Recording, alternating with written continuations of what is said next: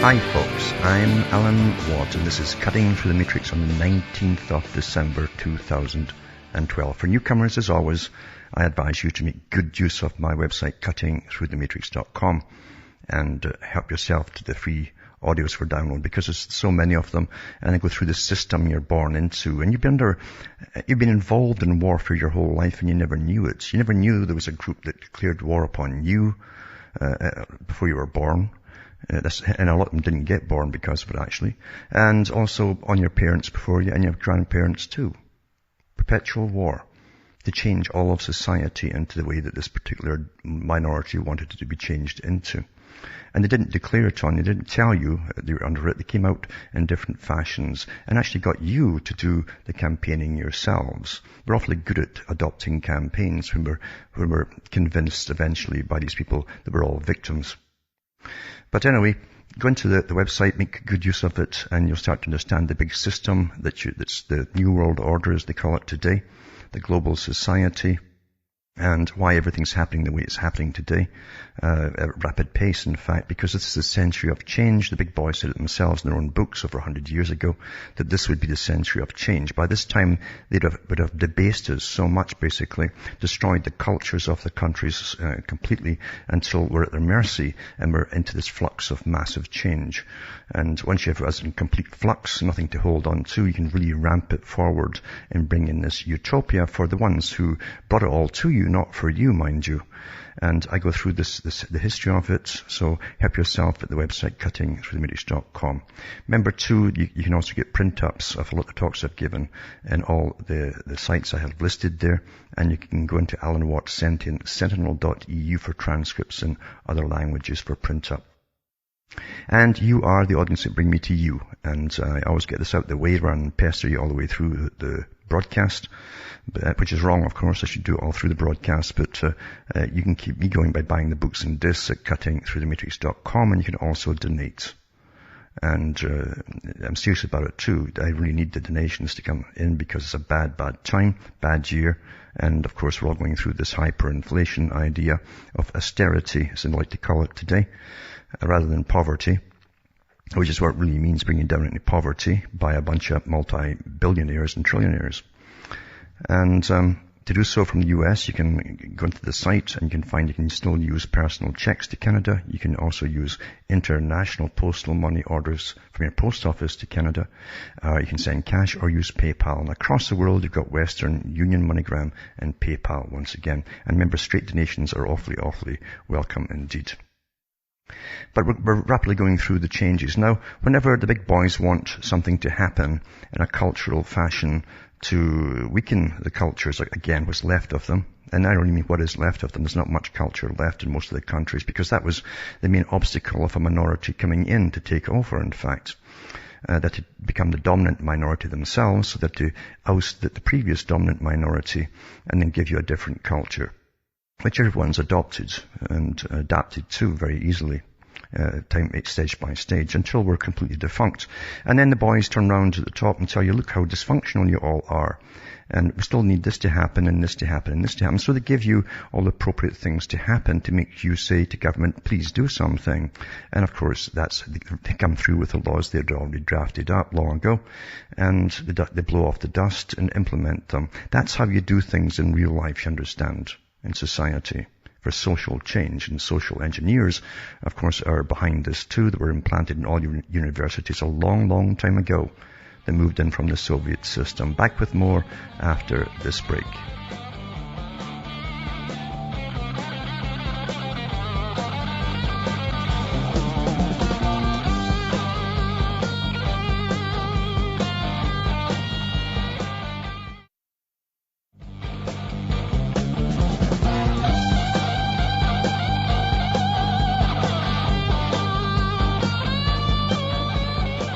Hi folks, I'm back. We're cutting through the matrix. Now, I've mentioned that the big boys have lots of plans for us, and of course they've implemented them all your lives, and you've adapted to each stage of upgrading your own way of looking at life or behavior modification, and you didn't even know it because everyone was adapting at the same time, because you're living in such a scientifically controlled system, plus all the media is owned by the same people, basically.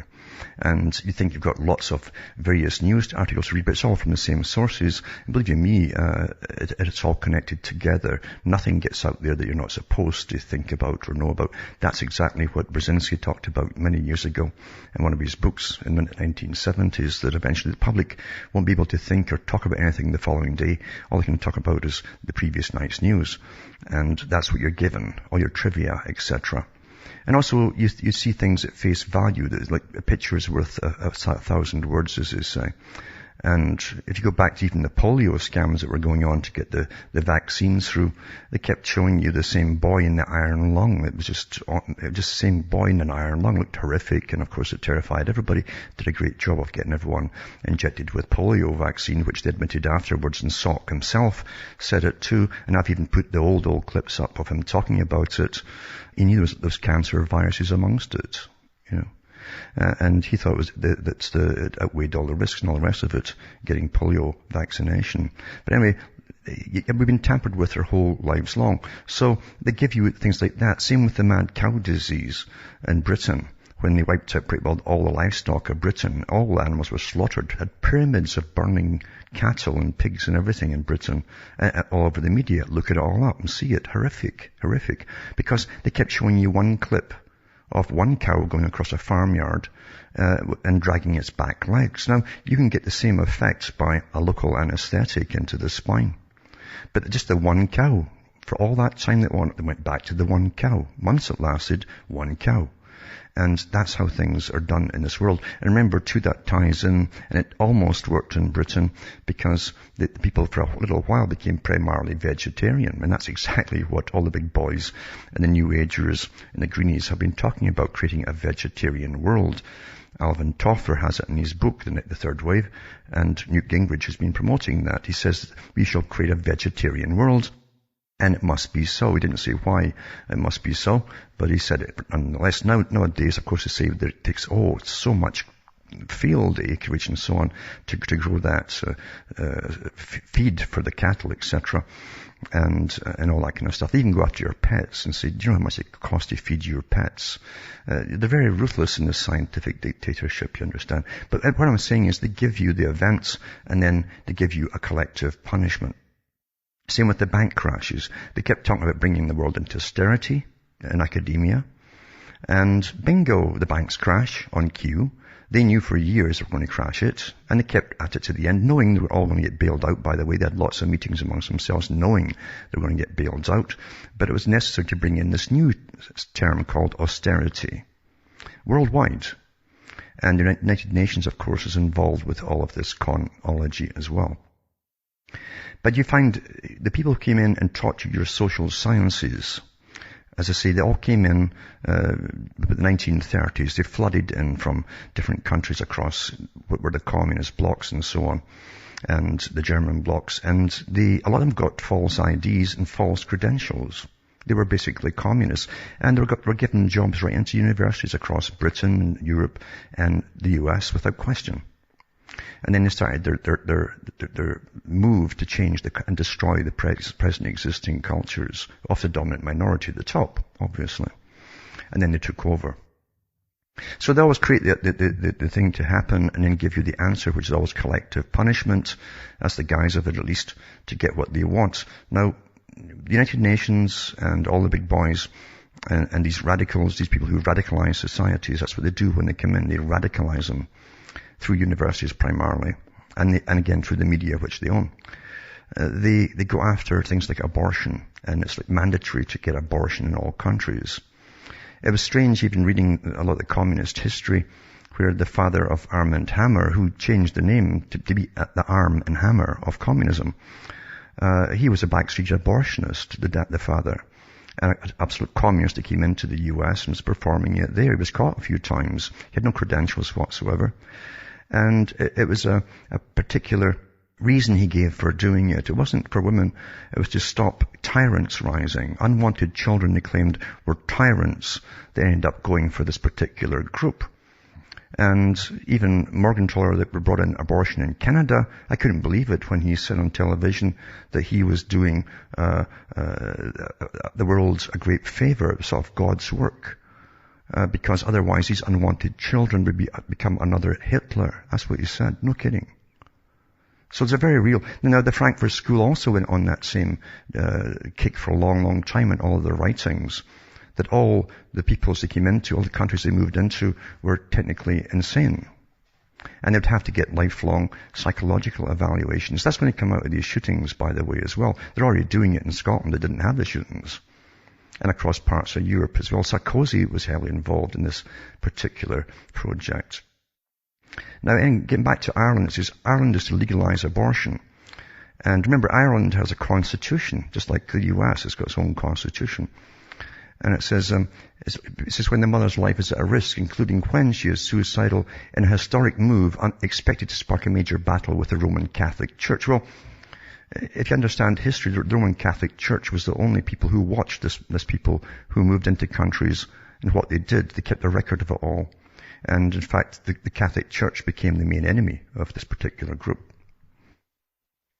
And it says here that Ireland's cabinet took the decision Tuesday following a huge public outcry over the death of Savita Halapanever, a pregnant woman in October who died after her repeated requests for an abortion were refused while she was suffering a miscarriage. The Irish government has decided to repeal legislation that makes abortion a criminal act and to introduce regulations setting out when doctors can perform an abortion when a woman's life is regarded as being at risk, including by suicide. Dr. James Riley, the Irish Health Minister, said that the government was aware of the controversy surrounding abortion. He said, I know that most people have personal views on the matter. However, the government is committed to ensuring the safety of pregnant women. So here you have, it doesn't matter your personal views or your cultural views. He says the government's committed to ensure the safety. This safety thing is the key they use with everything. Safety. They can take you over in totalitarian systems like the US under the guise of safety, right? And there's no safety when governments are totalitarian, believe you me. But of pregnant women in Ireland is maintained and strengthened. We must fulfill our duty of care towards them, he said. This is caring now, is just to abort life children.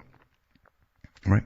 And which means as well as throwing your constitution out down the toilet. Because this is what they're doing. That's the first one. And go, what's next? Well, we know what's next. It's the same as every other country, as you all know. Special rights and all the rest of it and so on. It says, for that purpose, we'll clarify in legislation and regulation what's available by way of treatment to women when a pregnancy gives rise to a threat to a woman's life.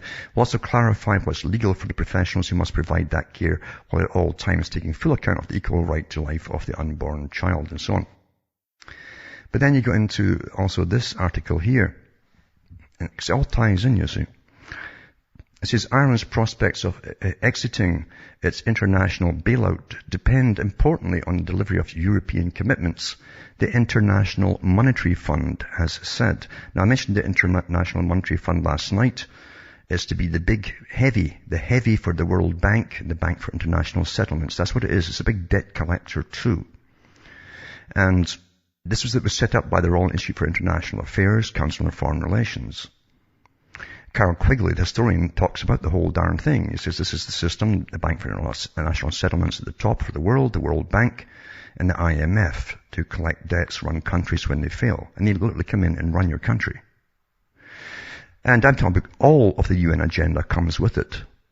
It says, so it says, in its latest quarterly report on the government's compliance with the terms of the bailout and its assessment of the state of the economy, the fund said risks to economic growth in Ireland have profound adverse implications for government debt sustainability. Stressing the fragility of Ireland's position, the fund said doubts on the financial markets about the state's capacity to repay its debt could easily re-emerge. So little threats here and there, you see. In its review, the IMF delivered a strongly worded signal to other members of the Troika and Eurozone member states. Delivery on European commitments, especially direct bank recapitalization, is critical, it said. And then you go into this one, and it says here, now this goes back to 1998, this article I'm about to read here. And do you think these are all separate organizations, the IMF, World Bank, Bank for International, they all come under the United Nations? And this says here, and it says, Washington, it's from Reuters, House Majority Leader Dick Armey said Tuesday that the White House may have to negotiate with lawmakers on unrelated anti-abortion issues to garner the votes necessary for House approval of the International Monetary Fund bailout funds. It's starting to click here, folks. Says Army, a Texas Republican, said efforts to reach a majority of votes for the IMF funding may require the Clinton administration to accept restrictions that bar agencies from using U.S. funds to lobby foreign governments to change their abortion laws. Is it starting to click, folks? We're going to continue to press to relieve taxpayers of the burden of that kind of use of their money and every place where we have an opportunity to say so, he said. So, this is quite a long article. So one of the conditions of getting us into this bailout and so on is you must put through abortion, you see. And not only that, like places like the US, when they join it, they must, when they give it a loan from the US through the IMF, because this is what they do, we're all part of the IMF, then they mandate that you must also push the other countries to push abortion. Now it's the primary goal in the US today. It's the primary goal to push homosexual agendas from the United Nations. Who runs the United Nations? What is the United Nations? You have to do your history, folks. Awfully quickly. Back with more after this break.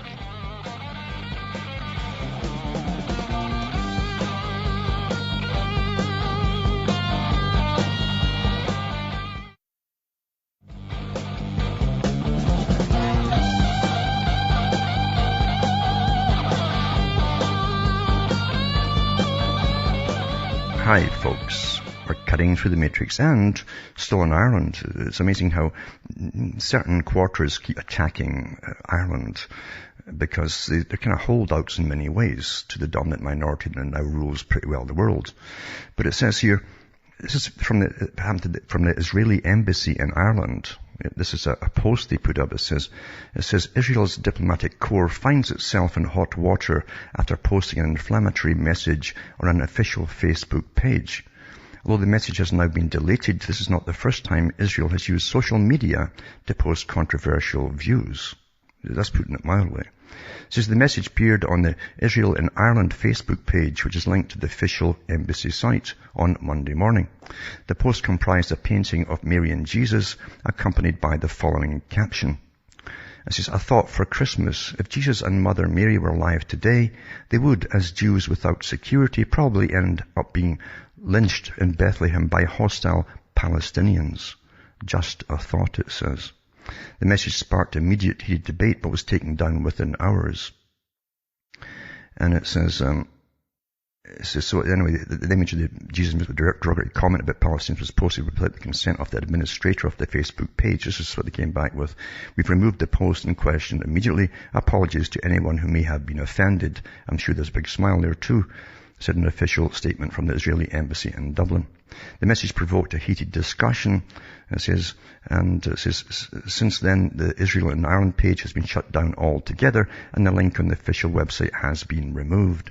It's not the first time the account, which is updated by unnamed embassy staff, broadcast strong opinions. Actually, it's giving you the finger, folks. I mean, because it's well known about the particular religion that's particularly hated. It says, it previously claimed that Palestinian children play how to launch a missile in order to hit innocent Israeli children, women and men. The apple does not fall far from the tree. And that pro-Palestinians is often just a politically correct cover for anti-Semitism. That's what it says, the post. Although a popular tourist destination for Israelis, Ireland has a tempestuous relationship with Israel. The Israeli mission, which is headed by Boaz Moshe, who's deputized by his wife Nurit Tanari Modeh, has captured the headlines with its confrontational approach. Last year, Tanari Modeh claimed in a letter that Ireland-based Jews should have their private information made public if they criticize their homeland, which is Israel. It says, yet the post doesn't appear to be an isolated incident. It appears an example of Israel's wider policy of Hasbara, which loosely translates as explanation. Hasbara is seen as a concerted effort to forcefully promote Israeli views in the face of what Jerusalem perceived to be predominantly anti-Israel media coverage worldwide. Although the term appeared in the 1970s, the policy has gained new impetus with the ascent of social media. Within the semi-official policy, Israeli embassies have turned from bland conduits of diplomatic formalities to headline-grabbing broadcast stations. For example, ahead of the recent votes on the status of Palestine in the UN, the Israeli embassy in Washington posted a cartoonish video showing Palestinian President Mahmoud Abbas driving a bus full of radicals.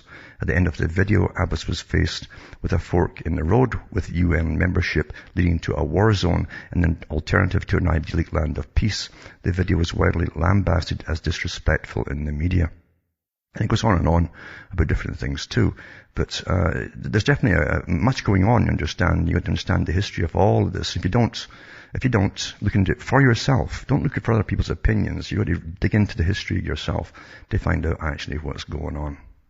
Because there's lots of folk there that'll put you off even investigating. I mean, Hollywood's already done that. Fantastic in its way to make you hate particular segments of society or the churches, or any churches at all for that matter. And also from the Council on Foreign Relations, the ones who basically run all the media of the planet, the organization that formed with all the bankers at the Royal Institute of International Affairs in London, England. They run every country's prime ministers and presidents. That's from their own history books, by the way, written by their own historian, Carol Quigley. And it says here, Newtown, Hanukkah, Joseph and Barak. This is from CFR. It says, for our family and closest friends, this month has been a season of celebrating bar mitzvahs, the Jewish coming of age of life, for the 13-year-old boys and girls, and of Hanukkah, the 8-day festival of lights. Once a minor holiday, Hanukkah celebrates the martial bravery of the Maccabean revolt against Antiochus IV, who wanted to ban Jewish practice in Jerusalem. 20th century American Jews, hoping to compete with Christmas, elevated Hanukkah and made it mostly a children's holiday focused on miracles more than warfare. And it goes on to talk, and then eventually gets into the shootings, the school shootings, you see, and how it was terrible to watch President Obama address the Newtown families in the community at the memorial and so on. And it's obviously pushing again for more things to be done about it. But it was interesting too to see who wrote it, because this article for it, because there's a link on the CFR site. It takes you to their own person, their own particular person for the Council on Foreign Relations for the Brazilian department in Brazil. So they've got departments in every country in the world, because they're heavily involved in every country in the world, the CFR. And, of course, we have the White House. It says, ready as gun control plan as more children are laid to rest. And it says, Newtown, the White House revealed the first steps of a gun control plan Wednesday as the United States grieve for victims. President Barack Obama's initiative addressed national outrage over the shootings in Connecticut, which prompted long-time gun rights supporters to reconsider their positions and a major private equity to put its gun-making businesses up for sale. And that was a terror bus I mentioned yesterday. And it's interesting who owned it. He also lived in Newtown. By the way, I might put a link up tonight about that. Back with more after this break.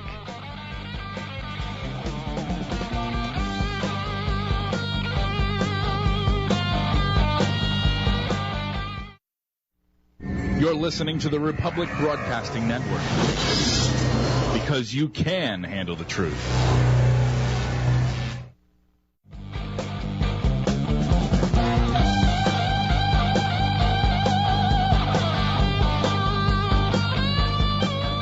Hi folks, I am back. We're cutting through the matrix and reading an article, one of the many articles. I'll put them all up tonight that I have on the shootings and so on. But it's to do with President Obama and also talking about Joe Biden and so on. It's to lead an effort to craft policies to reduce gun violence, and specific steps Biden recommends would be unveiled in Obama's State of the Union address, which is typically given towards the end of January, but Obama indicated some priorities. He said, we're going to need making access to mental health at least as easy as to access a gun, he said. Now, and also too, Biden mentioned it earlier in this article to do with basically mental states and so on. I bet you see, I know what they're going to do. They want this particular group that runs the world put this into even the United Nations a long, long time ago, and again through the Frankfurt School and all the other organizations that joined them, to do with testing every citizen's mental health. And I mentioned before, they're already doing it in Scotland from birth and through their teenage years as well, but now it's in the adulthood as well. They want everyone tested on an ongoing basis for readjustment, you understand. If you're not PC and your latest update didn't take because you questioned it, they'll make sure that you eventually are fixed properly, the same as they did in the old Soviet Union. And there's a big connection between the old Soviet Union and those who rule it and those who fled out of it and now run everything else. Big connection, folks. So I'll put this up tonight too, because mental health is going to be a big, big part of all of this is going to come out of these laws, guarantee you. That's been after this for a long time, and now they have their excuse. And the whole story stinks like all the other stories of these kind of mass shootings, stinks to high heaven. Nothing makes sense. I mean, one of the stories that came out from mainstream said that inside the school it was riddled with these 223 bullets and there was empty cartridges everywhere. And yet the same story says he was found with 2 pistols, not the rifle that fired these 223 bullets, and they found the rifle in his trunk of his car. Well, who was doing all the shooting, the 223 bullets? Just simple things like that. It's always the same. Always the same. And also, this article here, again, is announced plans Obama is for a new gun control initiative, saying he's tasked Vice President Biden with coming up with a set of proposals to restrict access to automatic weapons, such as the one used in last week's shooting that left 28 people dead. He said he expects Biden, a long-time gun control advocate, to work with a team of people from both sides of the political spectrum before presenting proposals by the end of January. And their task is going to be sift through every good idea that's out there and even take a look at some bad ideas before disposing of them and come up with a concrete set of recommendations in about a month, said Obama, speaking from the White House. I'd hope our memories aren't so short that we saw in Newton isn't lingering with us what we saw, that we don't remain passionate about it a month later. Obama said he plans to push legislation without delay following the report from Biden's team and urged Congress to hold votes on the new law next year. Now, the same group that wanted to bring Sovietization to the world and then split off from the old Stalin stuff, eventually when he turned on them, they became Trotskyists, you understand, and they all ran on into the West. As I say, lots of them got professorships right away and were flooded to the universities and so on, and started teaching their social sciences, as they like to call it. A lot of it was just pure Marxism. Other ones was camouflage Marxism. But their whole purpose was to radicalize students to question and go against the whole existing system. And not to help them and free them, but so that the same group could then dominate them and become the dominant minority. That's happened. That's what happened, folks. Now, in this wonderful US, which they still sing is free, it's in their songs and all, but SWAT cops are to ask for IDs from everyone in an Arkansas town.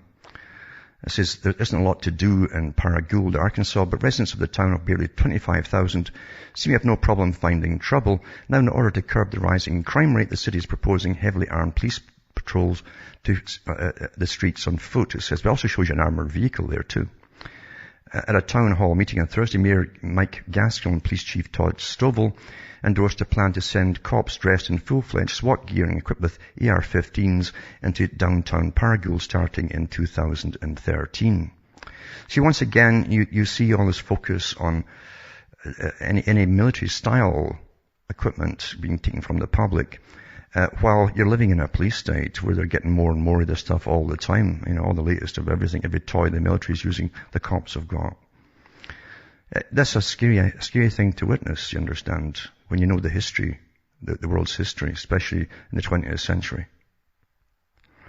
The militarized police force will be tasked with trying to control a crime rate that has made Paragould an increasingly dangerous place to live in recent years. And then they give you the stats, as always, which are always off. I mean, statistics, and it's like it's true. I think it was Roosevelt and others have said the same quote, that there's lies, then there's damn lies, and then there are statistics. In other words, you can't argue with science. It gives the appearance of science to get what they want. It's the same with polls. Most folk are herd animals. They want to join the winning bunch. And so when they hear 80%, 90% want this, they'll join in and want it too. This is what they believe, you see. There's actually histories on the cons that when they first came out with polling. The whole idea was to do just that, to con the rest. Anyway, it says, the militarized police force, and there you go, militarized police force will be tasked with trying to control a crime rate.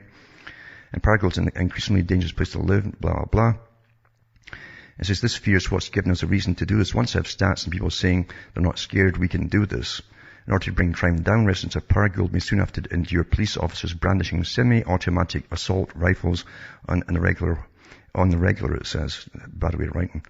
It says, what's more, Stovall says he intends to have the cops collecting identification from everyone and anyone in an attempt to discourage criminal activity. This is beyond the Stasi in East Germany. If you're out walking, we're going to stop you and ask you why you're out walking and check for your ID. The Daily Press reports him saying during last week's meeting. That's daytime as well. To ask you for ID, I have to have a reason. He said, well, I've got statistical reasons. So there you go. Statistics are those reasons. Let's say I've got a lot of crime right now, which gives me probable cause to ask what you're doing out. Then when I add that people are scared, then that gives us even more reason to ask why you're here and what you're doing in this area. Well, you don't get kind of scared if these guys are dressed up in military gear. You've had years of propaganda from the TV, mainstream media, and the militarized culture from Hollywood to make you scared, you know. And then what are you going to do next? Well, they'll probably do all their cavity searches and all the rest of it next too, in broad daylight.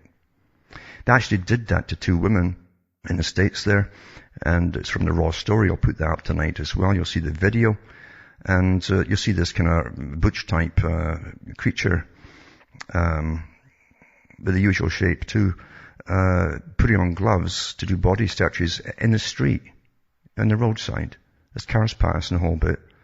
And she uses the same gloves to do both of them, and she goes into the anus and the vagina with the same gloves, folks. This is America the free. Is it? Soon after the Paragould Daily Press picked up the story, news of the small town's efforts to enforce martial law began making headlines outside of Arkansas. On Sunday, Stovall authorized an explanation on the Paragould Police Department website to clarify how exactly the proposed street crimes unit will interact with citizens. It says most often this identification process will be nothing more than making contact with a subject. You're subjects now, you see. Kind of like the British subjects under the Queen. Handing them a business card and asking if they live in the area and if there's anything we can do for them. Oh, they're standing there with, you know, bayonets and assault rifles and a whole bit. What can you do for them? You open this tin can for me, please. I've lost my can opener. During hours in which crime seems to be more prevalent, however, Chief Stovall says her process will become more stringent. We'll be asking for picture identification. We'll be ascertaining where the subject lives and what they are doing in the area. We'll be keeping a record of those we contact. He adds that the program will not violate the constitutional rights of Paragould citizens, claiming once we have an area that shows a high crime rate or a high call volume, it's our duty and obligation to find out why this is occurring and what we can do to prevent the trend from continuing. Therefore, identifying subjects in those problem areas help us to solve crimes and hopefully to prevent future crimes. So, there you go, folks. Yep. There you go. And as I said, the 2 women sued Texas troopers for illegal roadside cavity search. And it says, a federal lawsuit filed by 2 Irving women claimed that the Texas state troopers humiliated them by performing illegal cavity searches on the side of the road after a cigarette butt was thrown out of the car window. The state trooper, David Farrell, called in a female trooper, to perform cavity searches of Angel Dobbs, 38, and her 24-year-old niece, Ashley Dobbs, because he said that he smelled marijuana and the women were acting weird. Well, folk get kind of weird when you're pulled over today with cops who can taser you or just shoot you. Angel Dobbs recalled that the female trooper, Kelly Hellison, asked for her permission to perform the search and then told her to shut up and just listen. Dashcam video shows Hellison searching the anuses and vaginas of both women with the same latex gloves. Didn't change them or anything for either women or between the anus and the vagina, in full view of other passing cars. At this point, I'm in clear shock. Can't even believe it's happening, says Angel Dobbs, and so on. So, she says it's because someone's a daily smoker in that car. You can attribute to that. The trooper can be heard telling Angel Dobbs. So if you're a smoker, that's what they're going to do to you now. That's good enough. It's because someone's a daily smoker in that car. And that's just a crime today, even though it's legal to buy smokes. Although they don't want you to smoke. Yep. God bless America. Eh? the land of the free and all that. Now, we know too that Monsanto and all the big boys are taking over all of basically the farms. The New World Order will only have international corporations running your whole food supply. It's pretty well there. Just like international corporations put out all the small grocery stores. They also put out all your hardware stores and everything else. Give you Walmarts and Home Depots and all these things. And the same thing with your farms. So they're going for big time, all the farms. And it says milk prices could hit $6 a gallon without the Farm Bill resolution. So this is scare tactics. Milwaukee is a nation that inches towards the economic fiscal cliff. Oh, fiscal cliff, here we go. Anxiety is growing in farm country about an obscure tangent of the Washington political standoff that reaches into the dairy industry and indirectly into the household budgets of consumers who buy milk and cheese. Little noticed in the struggle over major looming tax increases and spending cuts is that the outcome could also affect the Farm Bill, in which Congress didn't complete action this year after it expired in September. Agriculture industry leaders hope the farm legislation can be added to any final fiscal package before the end of the year. But if no fiscal agreement is reached and the farm legislation is left adrift, farmers could face the prospect of returning to an antiquated system for pricing milk that would bring big price increases for consumers. So they're using this as an excuse. If you don't sign this again, you go back to the dark ages. But actually, it was a lot cheaper back then, the milk. So it's a scare tactic, that article, to get people to go along and have it signed. And even call it milk today after they've boiled the hell out of it. And they take so much of the nourishment out in other ways as well. And then they homogenize it to make sure you'll die of heart attacks and stuff.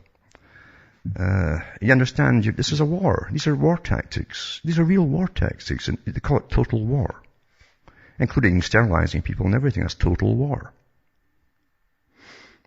They put them all sterile bit by bit. They don't even know what's happening themselves. And it's all a big mystery in the medical, associations. Oh, it's a mystery. And wellness. This is the big con. You understand you're in Orwell's land because he was writing about this particular ideology that I've been mentioning since the beginning of the broadcast tonight. And he knew who was behind it too, of course. And Orwell gave you all the crazy stuff in his book 1984, and double speak and double think and all this stuff. And here they are with their double think, this crazy thing. Remember when the head of the Federal Reserve said, I'm going to promote wellness, well-being, gross well-being rather than GDP. As they bring you into austerity, you're going to feel great, folks. Great, folks. And this is a worldwide law. It's all over the world now. The UN's managing it all. Getting you all trained. They've even got professionals going around areas and doing surveys with people and finding ways to help them become happier with their poverty. You understand what's happening here? Australia's largest not-for-profit private health insurer, HCF, has launched its new generation wellness portal, coinciding with a new survey commissioned by the company, which says Australians have become more proactive in managing their health. And I've mentioned a similar one before.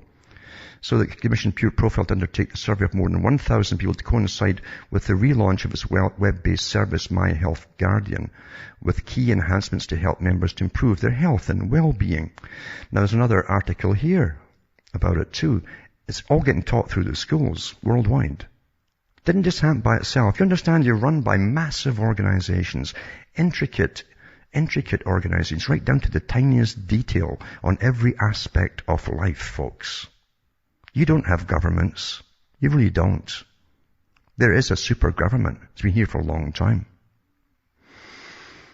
This is inside school research. It says, child well-being up in spite. Oh, it's really Orwellian here. In spite of greater poverty, the index shows. It's working. It's working, see? Choco rations is up. And it says America's children and their families are showing greater resilience and support in the face of rising poverty. That's now wiped out the historic financial gains of the 1990s, according to the Foundation for Child Development's annual Child Wellbeing Index. Isn't that wonderful? We should all cheer that one. Are you all happy? You're going to celebrate their happiness and their wellness? Because what's we're supposed to do nowadays is celebrate everybody else's strange things. The New York City-based group announced this morning that overall child well-being is up more than 5%. See, it's back to percentages. Just straight out of Orwell. You got to read the book and actually see the movies. or was 1984. It's all done by statistics and stuff too. All through the movie, you hear the voice in the background shouting out these fake statistics. It says, it began a generation ago in 1975, it says. The index is a composite of 28 indicators of both children's environmental and economic environments and their own behaviors. Behaviorism again, you see. This year, those environmental factors continue to be a hurdle rather than a lift for children, according to Deborah A. Phillips, the Foundation's president. The group's family economic well-being indicators have fallen in the past decade, including rising poverty, falling median income, and less secure parental employment, all show to be associated with higher chronic stress on children and families. By God, what would we do without experts, eh? Huh? It's on a massive salary, probably a couple of million a year. From 2001 to 2011, the percentage of children living in families below the poverty line has increased from 15.6% to 21.4%. A third of this increase in child poverty occurred between 2001 and 2007, before the most recent, I will add, bank crash on cue, recession. They don't call it depressions anymore. You can't have depression when you've got gross well-being, you know. Since when we've had recessions, you do see steeper increases in child poverty for sure, but I think what's showing up is a much more fundamental failure of our social policies that guarantee children will not grow up in poverty, Phillips said. We've wiped out economic gains in the past 35 years. But it doesn't matter. Gross well-being in children is up, because of the electronic toys are getting cheaper. Back with more after this.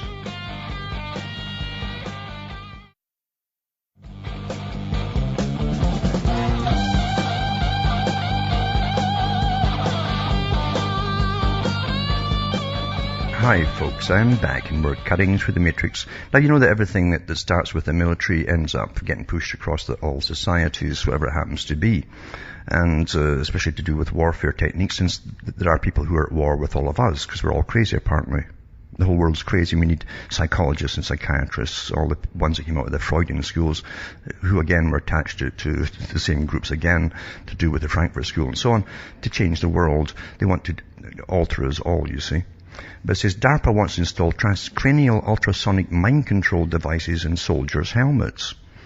And so they've been trying to crawl inside the minds of soldiers for a while, but if a new ultrasound technology could let them get deeper inside than ever. Working on a DARPA grant, researchers at the Arizona State is developing transcranial pulsed ultrasound technology that could be implanted in troops' battle helmets, allowing soldiers to manipulate brain functions to boost alertness, relieve stress, or even reduce the effects of traumatic brain injury, it says. So it's to do with manipulating the brain to enhance war-fighting capabilities. Dr. William J. Tyler, an assistant professor of life sciences at ASU, writes on the Department of Defense's Armed with Science blog, this is from the military. To overcome the above limitations, my laboratory has engineered a novel technology which implements transcranial pulsed ultrasound to remotely and directly stimulate brain circuits without requiring surgery. Further, we have shown this ultrasonic neuromodulation approach confers a spatial resolution approximately 5 times greater than TMS and can exert its effects upon subcortical brain circuits deep within the brain. And you think they can't control people, folks? This has all been done from distances before. The same technology. Same technology. And then again, I'll put up this one here. The United States General gives testimony on radio frequency weapons. And it's General Robert L. Schweitzer. He gives a talk on radio frequency weapons. I'll put that up tonight too. And it shows you all the different names of the different types I've got at the bottom of this particular website. But they've got all this stuff out. They've had it for years and years and years. They've tested it on the general public. And they can have amazing consequences on the public, believe you me. No one's immune to them pretty well. If it's trained on you, you aren't immune to it. And it goes way, way back 100 years, this kind of technology. Tesla was into ways to knock out whole cities and put them unconscious, and of course it would actually kill you as well. But I mean, they do have these so-called non-lethal, which can be turned up to be lethal weapons, and it's been out for a long, long time. They can actually target individuals as well. And they have been testing out in the publics elsewhere, in different countries. All countries have been testing out actually by the military. They never tell the public, do you mind being a volunteer? Just actually do it and watch your behavior.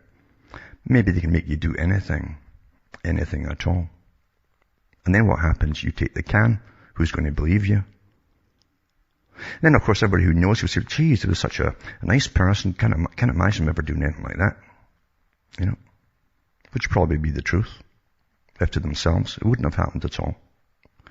You live in a very scientifically controlled world, folks. And nothing on any large scale, any scale like this, happens by coincidence. Even these shootings are planned like a military-style exercise, with incredible precision, with all the loose ends that just don't make any sense at all. And even in that late Batman movie, The Dark Knights, it's true enough. It's in the movie. They have a map there. The target site is Sandy Hook. And on a building, there's Aurora and neon lights in that movie. Hollywood isn't part of this, is it? With all its predictive programming? Or triggering, perhaps? From Hamish myself from Ontario, Canada, it's good night. May your God or your gods go with you.